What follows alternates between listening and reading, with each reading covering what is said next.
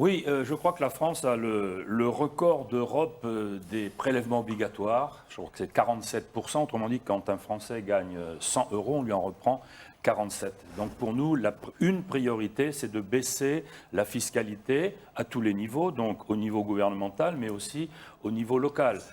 Avec le gouvernement actuel, 1 500 000 foyers qui ne payaient pas d'impôts, maintenant payent des impôts. Le journal Le Monde a dit qu'entre la dernière année Sarkozy et les 2 années Hollande, 84 taxes nouvelles avaient été créées. Donc nous pensons qu'on doit pouvoir faire mieux, même beaucoup mieux. Les Toulousains sont obligés de se serrer la ceinture, la municipalité doit faire de même. Alors évidemment, on pourrait donner quelques chiffres. Le budget de la ville de Toulouse, M. Cohen me le dira si je me trompe, c'est pour l'année qui vient, je crois, pour cette année, 803 millions d'euros, quelque chose comme ça, c'est-à-dire un peu moins de 2 000 euros par Toulousain. 772 millions d'euros pour le budget prévictif 2014. Oui, je sais pas, j'ai pris 803 dans le... J'ai épluché vos budgets, donc voilà. Alors, comment on peut faire? La seule façon, c'est de diminuer les dépenses, c'est évident. Je donne quelques exemples.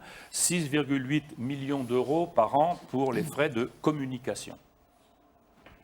1 500 euros par an et par élu comme frais de déplacement. Je ne vois pas pourquoi un élu a besoin de se déplacer pour une telle somme. Un chiffre énorme...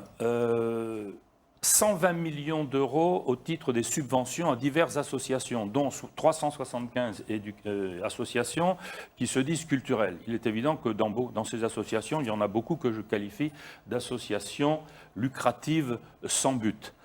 Il y a également... Pardon ? C'est-à-dire des associations qui n'ont aucune utilité. Je peux vous citer quelques dépenses. 150 479 euros accordés à une association pour l'insertion des femmes originaires du Maghreb. Et c'est inutile ? Oui. Pourquoi ? Nous refusons les subventions et les aides à des associations communautaires. 270 252 euros pour le comité de coordination pour la promotion et la solidarité des communautés en difficulté, migrants et tziganes. 13 500 euros accordés aux scouts musulmans de France. 14 000 euros accordés à l'association... Non, les scouts catholiques. Les scouts catholiques n'ont rien eu. 18 250 euros accordés au CRAN, Conseil représentatif des associations noires. Alors, il y a ensuite... CRAN. Le CRAN. Pardon. C'est RAN, voilà, je ne sais pas comment. Voilà. Alors, je voudrais dire quelques mots aussi contre le racisme.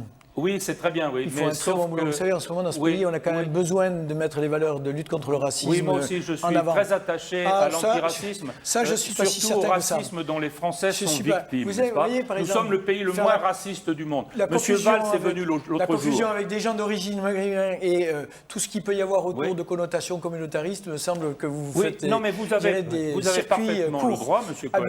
Vous avez parfaitement le droit. Moi, je suis ici le représentant des gens qui refusent une France mosaïque des communautés. Nous ne reconnaissons qu'une seule communauté, c'est la communauté des Français. Donc nous, à la mairie, nous refuserons toute subvention à des associations communautaristes. Je voudrais parler aussi des grands travaux. Non, j'y suis presque.